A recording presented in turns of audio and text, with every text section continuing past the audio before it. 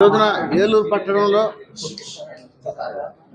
Press meet ఏర్పాటు చేయడంలో ముఖ్య ఉద్దేశం ఏంటంటే ఈ నెల 19వ తారీఖున విజయవాడ నడిబొడ్డులో స్వరాజ్ మైదానంలో విశ్వజ్ఞాని భారత రాజ్యాంగ నిర్మాత డాక్టర్ బిఆర్ అంబేద్కర్ గారి విగ్రహం 125 అడుగుల ఎత్తైన విగ్రహం హోమ్ 80 అంటే మొత్తం 205 అడుగుల ఎత్తు విగ్రహాన్ని విజయవాడ నడిబొడ్డులో business centre and political capital అయినటువంటి విజయవాడలో ఏర్పాటు గౌరవ ముఖ్యమంత్రి జగన్మోహన్ రెడ్డి గారు ఆవిష్కరిస్తున్నారు. బాబాసాహెబ్ అంబేద్కర్ విగ్రహం అంటే knowledge of statue of knowledge and statue of Liberty and statue of equality. ప్రపంచంలోనే అత్యున్నతమైనటువంటి విద్యను అభ్యసించి ఒక అంటరాని కులంలో పుట్టి కుల వివక్షతో నిండిన ఈ సమాజాన్ని, వర్ణ వివక్షతో నిండిన ఈ సమాజాన్ని విద్య ద్వారా అసమానతలు తొలగించి ఒక అంటరాని వాడు నువ్వు బడిలోకి రావద్దంటే ఆయన పడిన అవమానాలు ఛాలెంజ్గా తీసుకుని పట్టుదలతో చదివి భారతదేశానికి అద్భుతమైనటువంటి అతి గొప్ప రాజ్యాంగాన్ని అందించినటువంటి మహోన్నతమైన వ్యక్తి. ఈరోజు ప్రపంచమంతా ఆయన బాటలో నడుస్తుంది.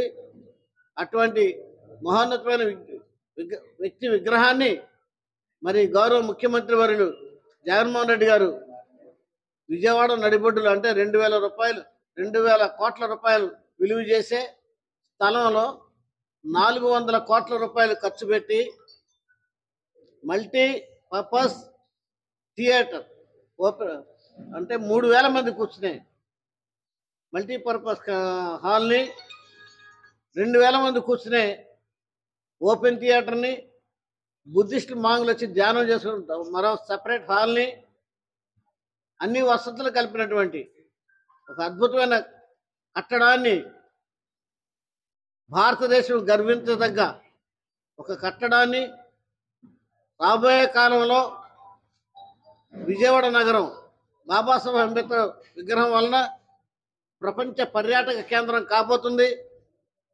ఆ కార్యక్రమానికి రాష్ట్ర నలుమూల నుండి కులాలకి, మతాలకి, వర్ణాలకి, వర్గాలకి, పార్టీలకి అతీతంగా, ఎందుకంటే రాజ్యాంగ నిర్మాత అంబేద్కర్ గారు అందరి వాడని చాటి చెప్పడమే గౌరవ ముఖ్యమంత్రి జగన్మోహన్ రెడ్డి గారి అభిప్రాయం. ఈ 19వ తారీఖుకి లక్షలాదిగా తరలి రావాలండి, స్వచ్ఛందంగా తరలి రావాలని కోరుతా ఉన్నాం. ప్రతి వాళ్ళ చేతుల్లో సెల్ ఫోన్లోని వాట్సాప్ ద్వారా, మెసెంజర్స్ ద్వారా, ఫేస్బుక్ ద్వారా, ఇన్స్టాగ్రామ్ ద్వారా ప్రతి వ్యక్తి మీరు ఈ విషయాన్ని పంపించి స్వచ్ఛందంగా లక్షలాది మంది వచ్చి రేపు ఆ కార్యక్రమాన్ని విజయవంతం చేయవలసిందిగా కోరుతూ, ఇటువంటి అద్భుతమైన కార్యక్రమాన్ని, మహోన్నతమైన కార్యక్రమాన్ని జగన్మోహన్ రెడ్డి గారు ఒక ప్రతిష్టాత్మకమైన కార్యక్రమంగా తీసుకుని ప్రభుత్వ పరంగా చేస్తున్నందుకు మా జాతుల తరపున, ఈ రాష్ట్రంలో ఉన్నటువంటి దేశంలో ఉన్న ప్రతి మానవతావాది తరపున జగన్మోహన్ రెడ్డి గారికి కృతజ్ఞతలు తెలియజేస్తా ఉన్నాను. వర్ధిల్లాలి అంబేద్కర్ ఆలోచన విధానం, వర్ధిల్లాలి భారత రాజ్యాంగం.